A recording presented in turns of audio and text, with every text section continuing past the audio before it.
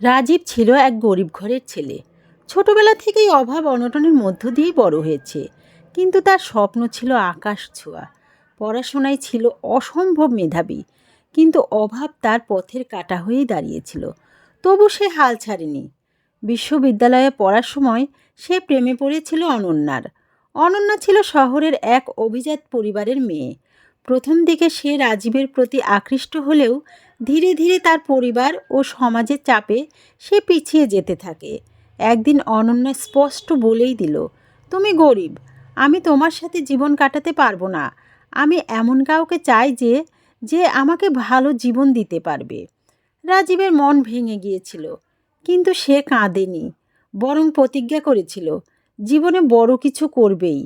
দিন রাত কঠোর পরিশ্রম করে সে বিসিএস পরীক্ষায় উত্তীর্ণ হয় এবং একজন উচ্চপদস্থ সরকারি কর্মকর্তা হয়ে যায়।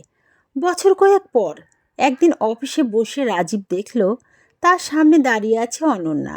চেহারায় ক্লান্তি, পরনে পুরনো শাড়ি, চোখে অপমান ও অনুশোচনার ছাপ। সে জানালো তার স্বামী তাকে ছেড়ে দিয়েছে। এখন সে আশ্রয়হীন, নিরুপায়। রাজীব, আমি ভুল করেছি, তোমার ভালোবাসার মূল্য বুঝতে পারিনি, এবার আমাকে ফিরিয়ে নাও। রাজীব ঠান্ডা গলায় বলল, তুমি তখন আমার দারিদ্রতাকে গ্রহণ করনি, আমি আজ তোমার অসহায়ত্বকে গ্রহণ করব না। অনন্যার চোখ ফেটে জল বেরিয়ে এলো। সে কিছু বলার আগেই রাজীব কড়া গলায় বলে উঠল, ভালোবাসা কোনো লেনদেন নয়, এটি আত্মিক অনুভূতি যা তুমি কখনোই বুঝতে পারোনি।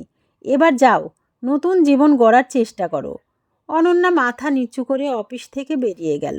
রাজীব জানালা দিয়ে তাকিয়ে দেখল সেই মেয়েটি যে একদিন তার হৃদয় ভেঙেছিল, আজ জীবনের কঠিন বাস্তবতার সামনে দাঁড়িয়ে। রাজীব চোখ বন্ধ করল, মুচকি হেসে নিজের বিজয়ের স্বাদ অনুভব করল।